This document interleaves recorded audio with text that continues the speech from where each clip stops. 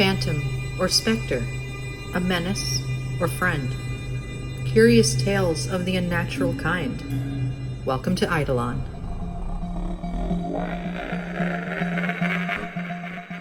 Welcome to another episode of Eidolon. I'm Full Dark Amy. Today we're talking about something that leaves people a little divided, but for the sake of pop culture is generally loved and embraced by the paranormal, psychic, and New Age communities.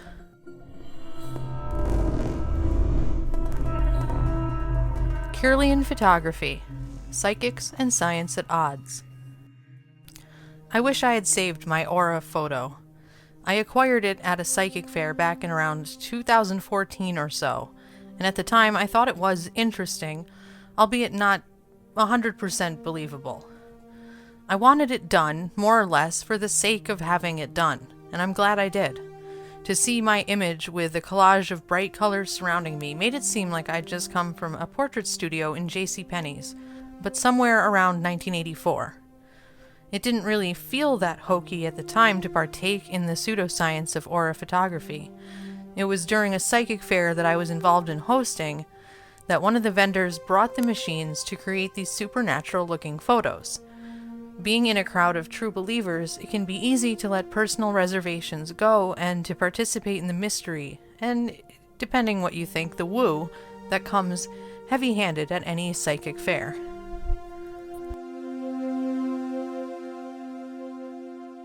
I think it's worth noting that at this time in my life, almost a decade ago, I was having my beliefs sort of ripped apart and reorganized, and not necessarily by my own choice, but by the actions of those around me and myself, being in the context of a paranormal team that had a very revolving door situation with team members.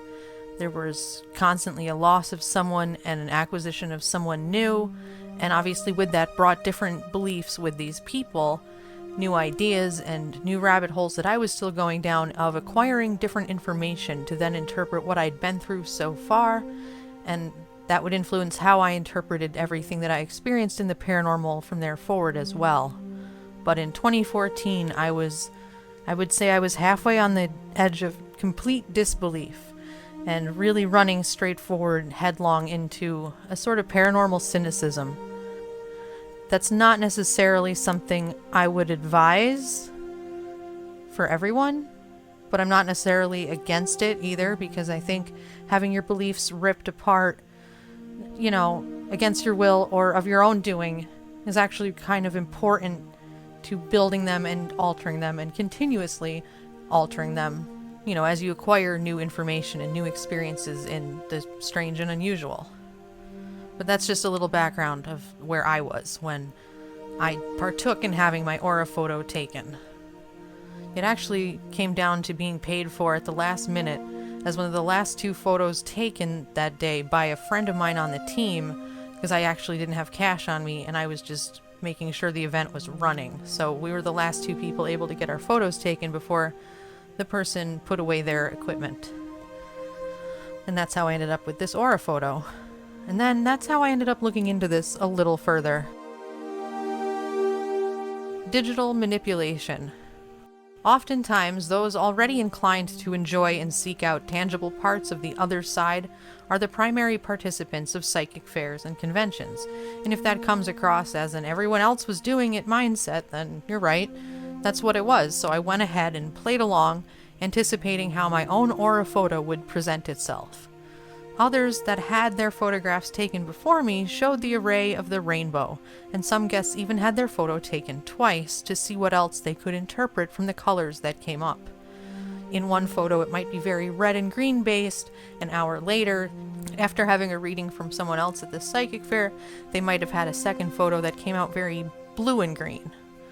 That's a solid win-win for the vendor, though, as well, who, if I recall correctly, charged an even $20 for the service and printout, complete with an explanation page of how to interpret the colors.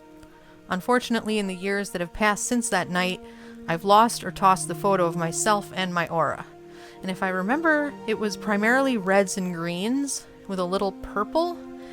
but I don't necessarily recall what that was supposed to mean in conjunction to where they appeared around me and how much of the color was present. I've since learned more information, though, about the science behind how an aura photograph is created and what it actually takes to make these electrified color photos. Some science. Modern aura photos are a side effect of pseudoscience which came from Kirlian photography. Without getting overly technical, it started in 1939 when Russian scientist Semyon Kirlian discovered by accident that a source of high voltage connected to a photographic plate could create these images of lightning and color around an object on the plate. Quote, "The basic process, a corona discharge phenomenon, occurs when an electrically grounded object discharges sparks between itself and an electrode generating the electric field," end quote. For a visual representation of the process in a slightly different perspective from a fellow paranormal investigator and writer, check out Sarah Chumacero's blog, Living Life in Full Spectrum. I love her work and how much she's written about the paranormal and this topic as well. Much like a plasma ball or plasma sphere, Kirlian photographs show an electrical patterning of light and color around the object that is photographed. What strikes me most about the photos is how beautiful and organic they look. However, they are not quite as mystical as they might seem, and the process to create them existed before Kirlian discovered it. Some history. Scientists had been using the process of supplying electricity to photographic plates for decades by the time Kirlian got in on it. In 1889, electrography, a portmanteau of electric photography, first came into use, and within a decade the first electrographs of hands and leaves were created. Since that time, the scientific community had been using the technology for various research aspects. Only when Kirlian created his own photographs did he come to believe he had captured what he considered to be a life force or energy force of living objects, most notably human subjects. While during the following decades Kirlian and his discovery were mocked or ignored, it took a surprising turn in the 1960s and 1970s when the New Age movement kicked off in full force in Western society. It was nearly 1960 when the Kirlians, Semyon worked closely with his wife, first presented their work and their photographs. This happened to occur at a point in history primed for crystals, key, meridian points, ley lines, and energy work. Quote, "Probing the bioenergy work," end quote, became a focus of study not just for the mystics, but even reached the echelon of credible doctors now and again. Believability is strong with Kirlian photographs when the science is disregarded for a desired outcome, an exquisitely profound example of once again something seen so often in the paranormal, confirmation bias. Into the future. What made it possible for me to receive my own aura photograph at a psychic fair in the 21st century was the work of a mystically inclined man in the 1980s, a Dr. Guy Aura Coggins, and that is his legal name. I'm stunned too. Guy, middle name Aura Coggins, created a camera that could be mass-marketed using the existing aura imaging technology. His Aura Cam 3000 and subsequent updated versions included a computer-based and affordable version, which are what have evolved into Kirlian's modern equivalent. These cameras, attached to laptops, conveniently and quickly supplied customers with a colorful portrait on demand, albeit left open to interpretation. The technology is seemingly scientific, but in another twist of bizarre but true, Kirlian himself apparently didn't even have a complete understanding of the science behind his photographic phenomenon. There are a whopping 22 different variables that can affect the outcome of an aura photo. Light, heat, moisture content, they're just a few of the components that affect the technology to create the aura photograph. But the human brain is what defines what their colorful outcomes mean. How the colors in the photograph are interpreted is the final step in an aura photograph experience, and at least is how it happened to me. I remember sitting with the person who took my photograph and they explained the colors. Again, I don't remember precisely what they meant because I don't have the photo in front of me or these pieces of paper again. If I do find them, I'll post a blog about it or update the one that's on our website now. I remember sitting down for the photograph very quickly and the entire process taking 15 seconds. which was about as long as it took to print out the photograph on a laser printer. It's nothing fancy, it's computer paper. And then for her to hand me another sheet of paper with the explanation of colors.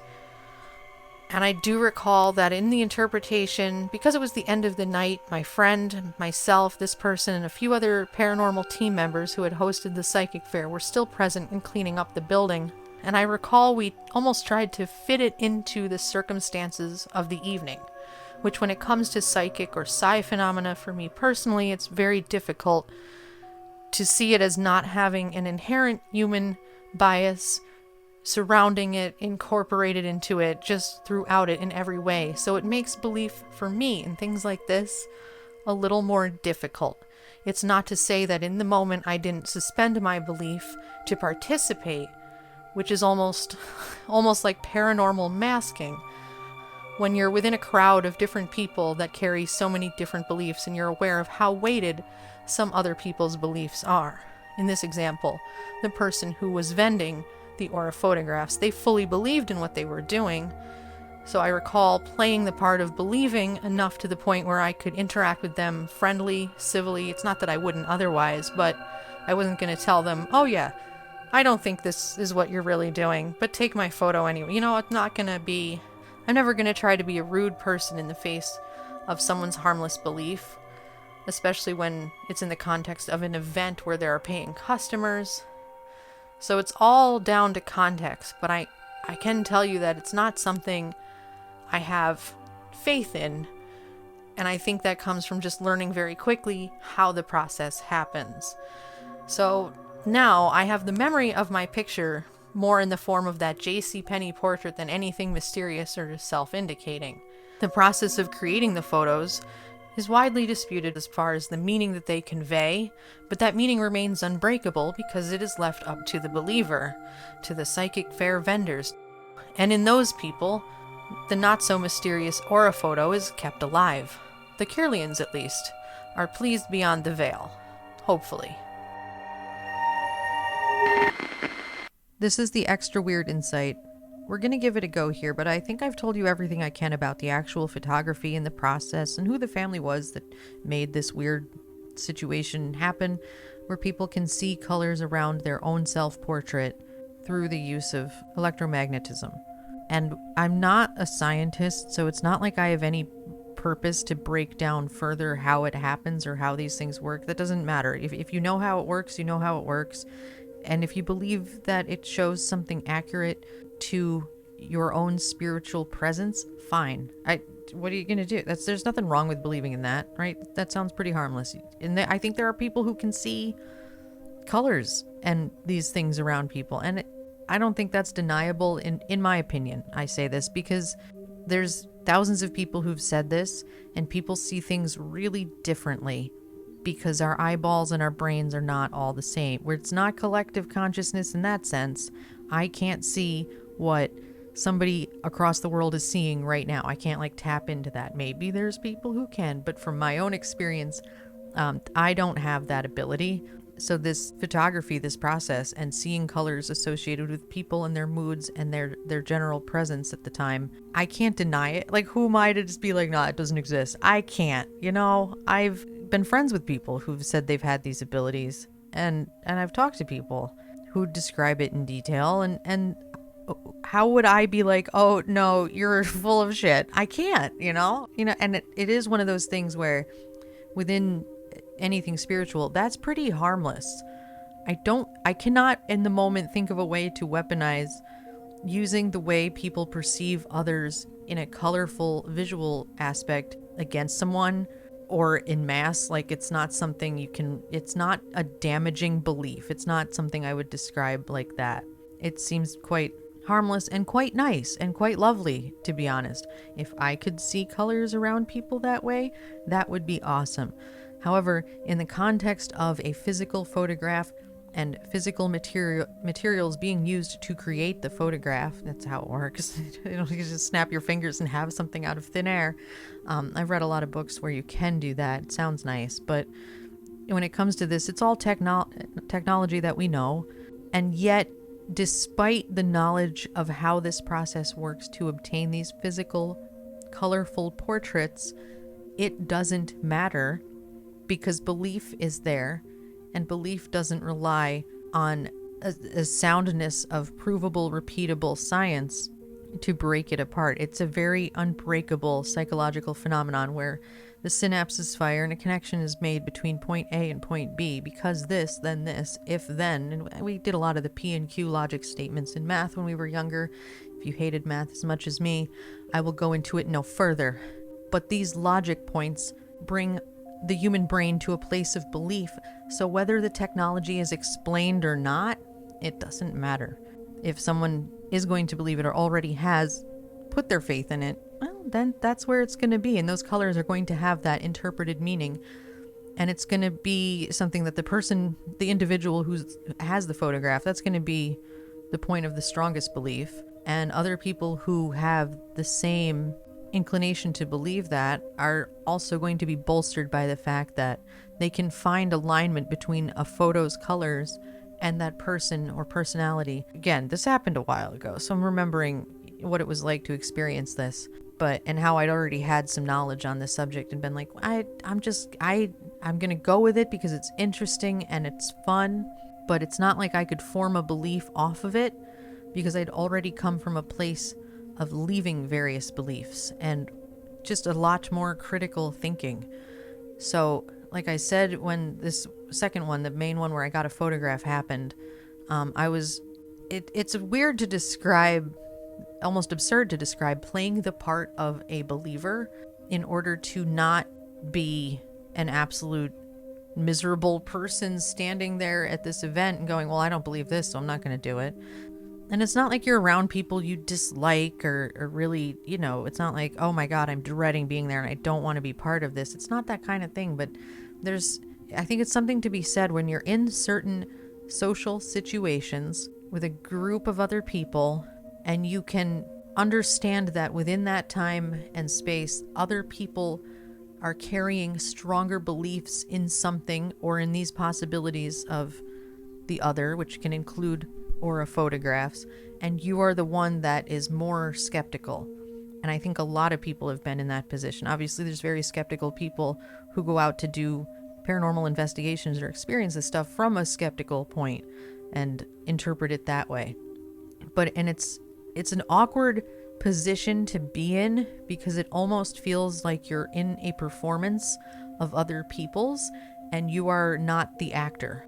And I think, I don't want to make people upset, but I don't feel like this perspective is talked about much in the paranormal community because it's either going to look like an echo chamber of believers or an echo chamber of debunkers or more skeptical people, and then there's everyone who doesn't touch that kind of stuff and they just go on what their five senses can take in.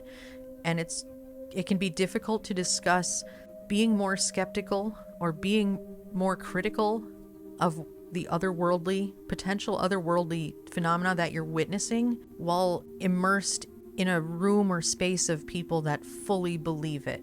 And that can be the most awkward thing to feel. And I say this because this is one of those cases or one of those instances and subjects where as it was occurring, I was leaving a lot of beliefs behind, and I found it very awkward because I wasn't able to have conversations of a skeptical nature in the moment because people are fully invested in the fact that this color in this photo means something, or this noise that we heard was likely caused by something otherworldly and it's a person who used to be alive. It's just like this phenomenon that's very real and not otherworldly, where you've read the room and the room feels wrong because it feels like you're not able to participate in something and feel this great delight of witnessing something that is strange and unexplainable because everything to you feels explainable. And I think there's people from every walk of the paranormal, people who are practicing mediums and practicing tarot readers and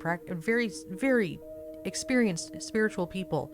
Fuck, I know some of those people. I trust them, And there's people who are in spaces where people are believing so much, and even these extremely experienced spiritual practitioners are capable of experiencing the same awkwardness, and it may feel the same way because I don't know how to say this nicely. or not weirdly, and I might not even have the way to articulate this correctly, but like group hysteria. And I hate to use this term because this is not where I'm going, but it's almost like mass hysteria, where you have like a mass belief, but it's not like mass on a big level of like hundreds of people devoted. It's like a room of 10 investigators or people who came together for a public experience, whether it be holding a spirit circle or, you know, doing EVP sessions in a particular place. There's like a collective belief that can occur, and it can spread. And it's almost like it's being inhaled as people make eye contact around the room and turn to each other after witnessing what they believe to be unexplainable phenomena, haunting ghost activity, you know, if you want to just pinpoint that. And it's almost like this belief starts to be shared because the possibility of witnessing something unexplainable is so powerfully strong, especially for anyone who this is their only chance to experience it. This psychic fair is the closest they're going to get. This public ghost hunt is the closest they're going to get to attempting to have these experiences. At this point, I need to call a psychologist or someone who has been to school for this, because I'm at the edge of my ability to even articulate what this feels like and describe these situations where belief levels are varied amongst a group of people and everyone is participating in the same situation, the investigation, a spirit circle or seance, having aura photographs done one after another at a psychic fair. There's something that happens when belief is, I don't want to say broken, but it's just far more skeptical viewpoint, or depending if you've read about this stuff or know about this stuff, an informed perspective. But it's a feeling of just one of the most awkwardly strange situations, and it's almost like you start to feel bad for yourself. It's like a self-pity, like, well, I don't really know if I believe in this. And you know, you might use your inside your head voice to tell you this, like, well, I don't know about this. There's just almost like a consistent waiting for the other shoe to drop, if I have to use a phrase like that. It's waiting for something really astoundingly profound to occur, but that sense of waiting never stops, and the thing never occurs. And that's what it started to feel like with aura photographs and things like that, the very physical things you can experience at psychic fairs. You know, I started to fall away from feeling like I was having a profound experience or an unexplainable experience when it came to this particular instance, the Kirlian photography, the aura photographs. It didn't feel much like anything besides maybe all this red or purple shows how much I was actually sweating and mildly overheated while I sat there. And it's something to be said about what it makes a person have to go through. Not like an inauthenticity, but you know, when people say, oh, read the room and don't act like a dick. Don't say something untoward or at the wrong time. It feels like in these situations, again, this is all based on my own experience and being around a lot of true believers in public events and being part of the group that hosted them, is you have to play, it's almost like playing a believer. And you want your guests to be happy and you want everyone to be engaged in what's happening, but at least for me, it felt like a false sense of marketing. It felt like a little, it felt sleazy. It felt like I was like, oh yeah, and you can get your aura photograph taken over here. And I had to say it as though I believed it too. And I think that's, while working with my own beliefs, that felt fucked up because it feels like a lie. And if I were to put on a psychic fair, I think I'd have to say, you know, remember, it's all up to your own perspective, psychic fair. This is a subjective psychic fair. I can't quite engage because I've been burned so hard by so many people, but it doesn't mean I've lost my intrigue or my ability to believe in other people and their abilities, because some weird shit has happened to me, and I don't think it pertains to me having any ability. I think it pertains to me having particular singular experiences that cross into the threshold of that could be described as psychic. And I have so much respect for some of the people out there who do what they do within the spiritual realm, because I believe that it's not that I believe that they believe, I know they believe, but I believe in their possibility. I believe in the possibility, and I believe their experiences as something that's possible, not to just them, but because people can do this.